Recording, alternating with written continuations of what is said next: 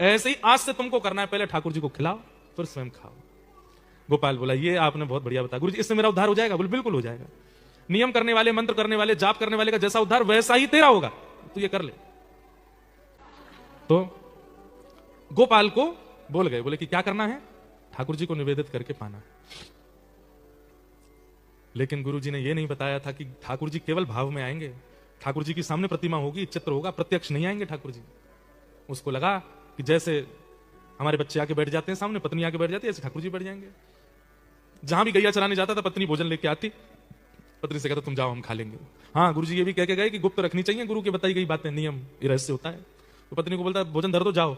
बोले हमारे सामने पालो, हम पवा देते। नहीं हम खुद पाएंगे, जाओ। पत्नी बोलती ऐसे क्यों? अरे अब बुढ़ापा आ गया, अब खुद सीखना पड़ेगा, कल को तुम हमसे पहले चली गई तो तुम आदत लगा दोगी अपने हाथ से पवाने की, वो हमको खुद सीखना पड़ेगा। पत्नी बोली मतलब पक्का है कि पहले मैं जाऊंगी? बोले हम बात बोल रहे हैं, तुमको भी सीखना चाहिए, तुम भी हमारी प्रतीक्षा मत क्या करोगे, हम पाए उसके बाद पाओगे, तुम भी पा लिया करो और हम भी अपने आप देखा करेंगे। पत्नी बोली ठीक है। अब सीधे साधे लोग ज्यादा बात थोड़ी करते हैं। पत्नी चली गई, उसने बर्तन खोले, सब सामग्री सामने रखी, ज्यादा कुछ तो होता नहीं था, मोटी रोटियां, कुछ गुड़ और कुछ मिर्ची वगैरह, सलाद, मूली, गाजर, बस। सब्जी तो बनती नहीं थी ज्यादा गरीब लोगों के यहाँ, गरीबी था बेचारा। सामने धर दिया, गोपाल, गोविंद, ठाकुर जी आपके जो भी नाम है मुझे ज्यादा तो आते नहीं, आ जाओ पालो। गुरु जी कह के गए आपको पवाना है फिर पाना है। और ऐसा बुला के फिर ढूंढता कहां से आ रहे हैं, कब आएंगे। गुरु जी परिचय तो बता के नहीं गए कि वो दिखते कैसे हैं, आएंगे भी कि नहीं आएंगे।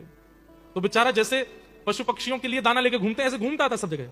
आप कहां रहते हैं? अरे ठाकुर जी, अरे भगवान जी आ जाओ। गुरु जी कह के गए पहले आप पाओगे फिर मैं पाऊंगा। पूरे दिन ठाकुर जी का इसी भांति स्मरण करता, जगह जगह घूमता, नदी के किनारे जाता, वन में जाता, पहाड़ पर जाता, ठाकुर जी आओ, पहले पाओ फिर मैं पाऊंगा। रात हो गई, ठाकुर जी नहीं आए।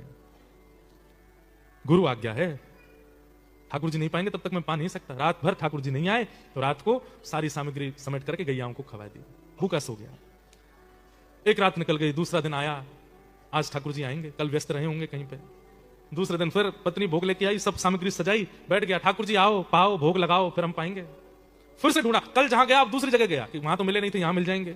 सब जगह ढूंढा, ठाकुर जी नहीं मिले। 1 दिन, 2 दिन, 3 दिन, 10 दिन, 15 दिन निकल गए।